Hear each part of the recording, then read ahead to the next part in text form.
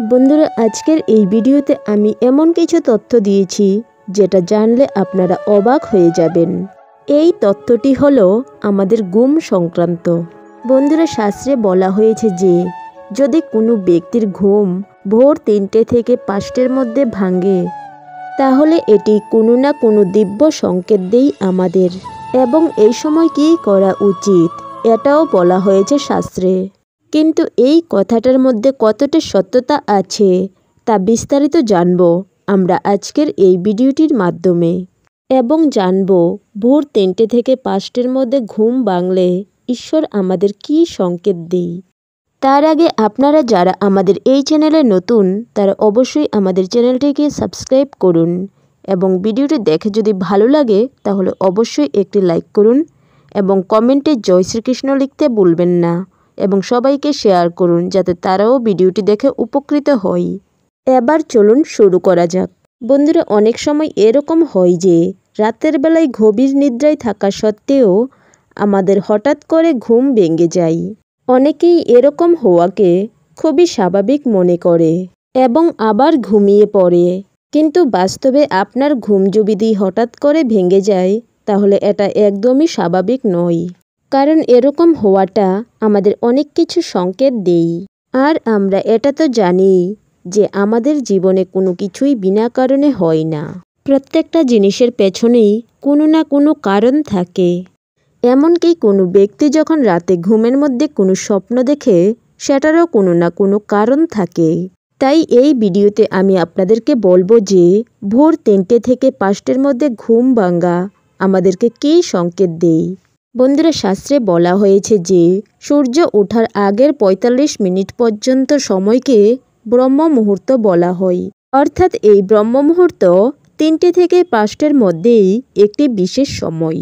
বিভিন্ন শাস্ত্রে ৩টে থেকে ৫টের মধ্যে এই সময়কালকে ব্রহ্ম মুহূর্ত বলা হয়েছে। এই সময় প্রকৃতিতে এক অভূতপূর্ণ পরিবর্তন ঘটে, যা আমাদের জীবনকে সুন্দর করা ও সংবেদনশীল করে তোলার অনেক বড় সুযোগ এনে দেয়। শাস্ত্রে বলা হয়েছে এই একটি শক্তিশালী সময়, যে সময়ে মানুষ তার করা সকল পাপ থেকে মুক্ত হতে পারে। এই একটি সময় যে সময় মানুষের করা প্রার্থনা সবচেয়ে বেশি ফলপ্রদ হয়। স্বয়ং ভগবান বলেছেন যে তাকে স্মরণ, তার করুণা, দয়া ও ক্ষমা এবং প্রার্থনা করার শ্রেষ্ঠ মুহূর্ত হল এই ব্রহ্ম মুহূর্ত। শাস্ত্রে বলা হয়েছে এই ব্রহ্ম মুহূর্তের সময়টা খুবই শান্ত থাকে এবং প্রকৃতি শুদ্ধ ও পবিত্র থাকে।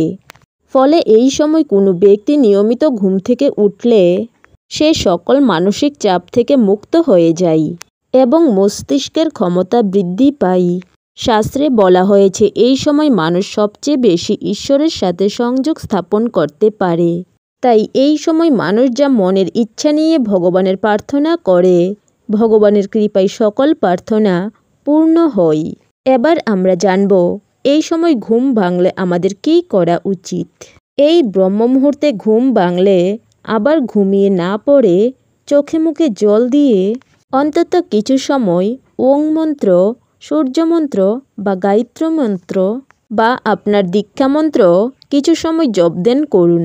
আপনি যে মনের কামনা নিয়ে এই সময় জপধ্যান করবেন, আপনার সেই মনের কামনা অবশ্যই পূর্ণ হবে। আপনি যদি কোনো সমস্যা ও চিন্তার মধ্যে থেকে থাকেন তাহলে এই সময় জপধ্যান করলে আপনার সকল সমস্যা দূর হবে, মানসিক শান্তি অনুভব করতে পারবেন। শাস্ত্রে আরও বলা হয়েছে যে সাধকরা এই সময় জগতের মঙ্গলের জন্য নিজস্ব জপের ফল প্রকৃতিতে ছড়িয়ে দেয়। ফলে এই সময় যদি আমরা সাধারণ মানুষেরা উঠে জপধ্যান করি, ফলে সাধকদের ছড়িয়ে দেওয়া জপের ফল আমরা পেয়ে থাকি এবং আমাদের জীবন সুখ শান্তিময় হয়ে ওঠে। যারা আধ্যাত্মিক জীবনে উন্নতি করতে চায় তাদের জন্য সবচেয়ে মূল্যবান সময় হল এই ব্রহ্ম মুহূর্ত। সাধকেরা এই সময় ঈশ্বরের জপধ্যান ও আরাধনা করে থাকেন। অর্থাৎ কারোর ঘুম যদি ভোর ৩টে থেকে ৫টের মধ্যে নিজে থেকেই ভেঙে যায় তাহলে বুঝে যাবেন ঈশ্বর আপনাকে জীবনে সুখ শান্তি লাভের একটা বিশেষ সুযোগ দিচ্ছেন ও সংকেত প্রদান করছেন আপনাকে। ঈশ্বর আপনাকে সুযোগ করে দিচ্ছেন জপ দেন ও প্রার্থনা করে আপনার জীবনের সকল সমস্যা দূর করে এবং আপনার সকল মনস্কামনাকে পূর্ণ করার। কারণ অনেকে নিজে অ্যালার্ম লাগিয়েও এই সময় এই ব্রহ্ম মুহূর্তে ঘুম থেকে উঠতে পারে না। তাই অবশ্যই চেষ্টা করুন এই ব্রহ্ম মুহূর্তে ঘুম থেকে উঠে এই মুহূর্তকে কাজে লাগানোর এবং টানা 21 দিন এই ব্রহ্ম মুহূর্তে ঘুম থেকে উঠে জপ দেন ও প্রার্থনা করলে সেটা আমাদের অভ্যাসে পরিণত হয়ে যাবে। বন্ধুরা, এই ভিডিওটি সম্পর্কে আপনাদের মূল্যবান মতামত আমাদের কমেন্ট সেকশনে অবশ্যই জানান। ভিডিওটি দেখে যদি ভালো লাগে তাহলে অবশ্যই একটি লাইক করুন এবং কমেন্টে জয় শ্রীকৃষ্ণ লিখতে ভুলবেন না। দেখা হচ্ছে পরবর্তী আরও একটি ভিডিওতে। ততক্ষণ ভালো থাকবেন, সুস্থ থাকবেন। ঈশ্বর আপনার মঙ্গল করুক।